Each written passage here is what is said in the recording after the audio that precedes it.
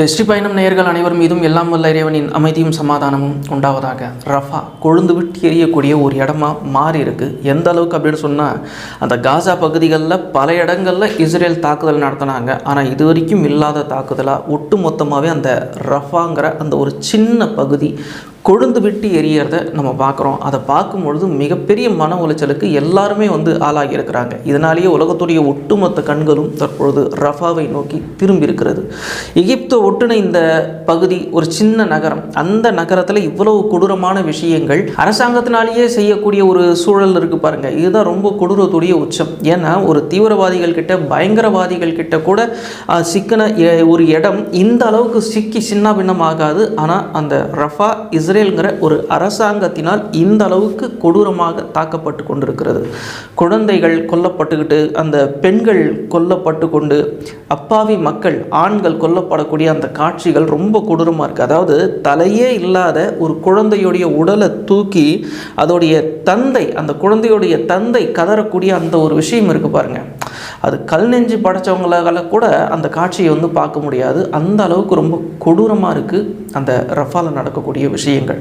இது தவிர்க்க முடியாத துயரம் அப்படின்னு நெதன்யாஹூ சொன்னாலும் கூட இது ஒரு திட்டமிட்ட படுகொலை தான் அப்படின்னு உலகத்தில் பல பேர் குற்றம் சாட்டக்கூடிய ஒரு நிலையை பார்க்குறோம். உலகத்தில் இருக்கக்கூடிய பல நாடுகள் பெரிய அளவில் இதுக்கு கண்டனம் தெரிவித்தாலும் மறைமுகமாக அவங்களும் இஸ்ரேலுடைய நட்பு நாடாக தான் இருந்துகிட்டு இருக்கிறாங்க. இந்த தாக்குதலுக்கு அவர்கள் ஆதரவு கொடுக்குறாங்க அப்படிங்கிறது தான் ஒரு யதார்த்தமான உண்மை. ரஃபால நடக்கக்கூடிய இந்த தாக்குதலில் அந்த மக்கள் எரிந்து சாம்பலாகிறார்கள். ஆனால் மனிதநேயம் கொண்டவர்கள் நடைபெணமாக இருக்க வேண்டிய ஒரு சூழல். அருகாமையில் இருக்கக்கூடிய அந்த முஸ்லீம் ஆட்சியாளர்கள், அரபு ஆட்சியாளர்கள் ஜடப்பொருளாக மாறி இருக்காங்க அப்படின்னு சொல்கிறத தவிர வேறு ஒன்றுமே இந்த இடத்துல நம்ம சொல்ல தோணலை. அமெரிக்காவுடைய நிலைப்பாடு ரஃபா பற்றி எப்படி இருக்குது அப்படின்னு நம்ம பார்க்கும் பொழுது, ரஃபாவுடைய தாக்குதலை அமெரிக்கா ஒரு வழியில் சொல்கிறாங்க. என்ன அப்படின்னா, இஸ்ரேல் அவங்க அந்த சிவப்பு கோட்டை அவங்க தாண்டவே இல்லை, அதாவது ரெட் லைனை அவங்க கிராஸ் பண்ணலை அப்படிங்கிறாங்க. இதுக்கு அர்த்தம் என்ன அப்படின்னா, அது ஒரு பெரிய விஷயம் இல்லை அப்படின்னு. ஜோ பைடனுடைய இது மாதிரியான அறிக்கைகள் ரொம்பவும் அமெரிக்காவிலேயே கொந்தளிப்பை ஏற்படுத்தியிருக்கு அப்படிங்கிறதையும் நம்ம பார்க்குறோம். எந்த அளவுக்கு அப்படின்னு சொன்னால், அமெரிக்க அதிகாரிகளே தங்களுடைய பதவிகளை ராஜினாமா பண்ணிட்டு வெளியே போகிற காட்சிகள் தொடர்ந்து கொண்டே இருக்கிறது. அவங்க வெளியே போயிட்டு அவங்க பேசுகிறாங்க ஊடகங்கள் முன்னாடி, இதெல்லாம் கொடூரமான விஷயம், இதுக்கெல்லாம் நம்ம துணை நிற்கக்கூடாது அப்படின்னு. அமெரிக்கா முழுக்க ஜல்லிக்கட்டு போராட்டம் மாதிரி அந்த ஸ்டூடெண்ட்டுடைய அந்த மாணவ மாணவிகளுடைய அந்த போராட்டங்கள் பாலஸ்தீனத்துக்கு ஆதரவாகவும் இஸ்ரேலுக்கு எதிராகவும் நடந்துகிட்டு இருக்கிறதையும் நம்ம பார்த்துக்கிட்டு இருக்கிறோம். ஆனால் இந்த தாக்குதலை பொறுத்த வரைக்கும், ரஃபாவின் தாக்குதலில் அமெரிக்கா பெரிய அளவில் நாங்கள் நேரடியாக ஆதரவு கொடுக்கல, நாங்கள் இஸ்ரேலுக்கு ஆயுதங்களையே வழங்கலை அப்படின்னு அவங்க தொடர்ந்து சொல்லிக்கிட்டு இருக்கிறாங்க. ஆனால் உண்மை அதுவா அப்படின்னு பார்த்தா இல்லை. ரஃபால நடத்தப்பட்ட தாக்குதலில் பெரும்பாலான ஆயுதங்கள் அமெரிக்காவுடையது. வெடிகுண்டு நிபுணர்கள் அங்கே வெடித்து சிதறின அந்த வெடிகுண்டுகளுடைய அந்த பகுதிகள் இருக்குது பாருங்கள், அதையெல்லாம் ஆய்வு செஞ்சு அவங்க தெளிவாக ஒரு ஸ்டேட்மெண்ட் கொடுத்துருக்குறாங்க. GBU-39 அப்படிங்கிற குண்டுகள் தான் இந்த ரஃபாவில் வீசப்பட்டது. இது முழுக்க முழுக்க அமெரிக்காவுடையது.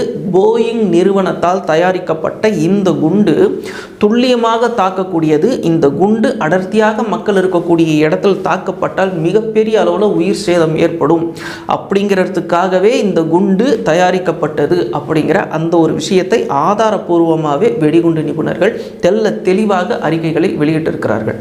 அப்போ அமெரிக்கா வெடிகுண்டுகளை நாங்கள் வழங்கவில்லை, ஆயுதங்களை வழங்கவில்லை அப்படின்னு சொன்னாலும், அந்த காசாவில் அந்த ரஃபாவில் வீசப்படக்கூடிய அந்த வெடிகுண்டுகளில் பெரும்பாலானவை அமெரிக்காவுடையதாகத்தான் இருக்கிறது. ஒரு வாரமாக நாங்கள் எந்த விதமான ஆயுதங்களையும் அனுப்பலை அப்படின்னு அமெரிக்கா மழுப்பினாலும் கூட உண்மை அதுவாக இல்லை. அவங்க முழுமையான முறையில் இஸ்ரேலுக்கு ஆதரவாகத்தான் இருக்கிறார்கள். தவிர அமெரிக்காவை பொறுத்த வரைக்கும் இஸ்ரேல் மீதான கொள்கையில் எங்களுக்கு எந்த விதமான மாற்றமும் இல்லை அப்படின்னு திரும்ப அவர்கள் அறிக்கை வெளியிட்டு கொண்டே இருக்கிறதையும் நம்ம பார்த்து கொண்டு தான் இருக்கிறோம். இதில் ஒரு கொடுமை என்ன அப்படின்னா, ரஃபாவில் வீசப்பட்ட அந்த குண்டுகள் பெரும்பாலும் எங்கே வீசப்பட்டது அப்படின்னு நம்ம பார்க்கும் பொழுது, இந்த இடத்துல குண்டுகள் வீசிடுவாங்களோ நம்ம குடியிருக்கிற இடத்துல அப்படின்னு சொல்லி மக்கள் பயந்து போய் ஓடி தற்காலிக முகாம்களில் தங்கினாங்க பாருங்கள். அந்த முகாம்களில் தான் அந்த குண்டுகள் வீசப்பட்டது. எங்கே ஒதுங்கினா எங்கே தப்பிக்கலாம் அப்படின்னு மக்கள் வர்றாங்களோ அங்கே தான் அந்த குண்டுகள் குறிப்பாக்குது. இஸ்ரேல் மிகவும் திட்டமிட்டு துல்லியமாக செய்யக்கூடிய இந்த தாக்குதலில் இருந்து ரஃபா மக்கள் தப்புவார்களா அப்படின்னு சொன்னால் அதற்கான பதில் என்ன அப்படிங்கிறது உங்களுக்கே தெரியும். மிக நிச்சயமாக இதுக்கு வாய்ப்பு இருப்பதாக நமக்கு தெரியலை. அப்புறம் இன்னொரு விஷயம் என்ன அப்படின்னா, அந்த அமெரிக்காவுடைய அரசியல்வாதிகள், குறிப்பாக தலைவர்கள் நிலையில் இருக்கக்கூடியவங்க அத்தனை பேருமே இஸ்ரேலுக்கு ஆதரவானவர்களாகத்தான் இருப்பாங்க அப்படிங்கிறது நமக்கு தெரியும். எதிர்காலத்தில் இவர் ஜனாதிபதியாக வரலாம் அப்படின்னு கணிக்கக்கூடிய ஒரு பெண், அமெரிக்காவுடைய குடியரசுக் கட்சி தலைவர்களில் ஒருவர், அந்த நிக்கி ஹேலே.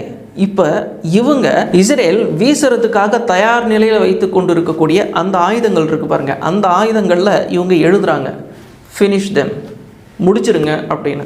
இவங்க சவுத் கேரளினாவுடைய கவர்னராகவும் இருந்திருக்கிறாங்க 2016 2017 இந்த காலகட்டத்தில்.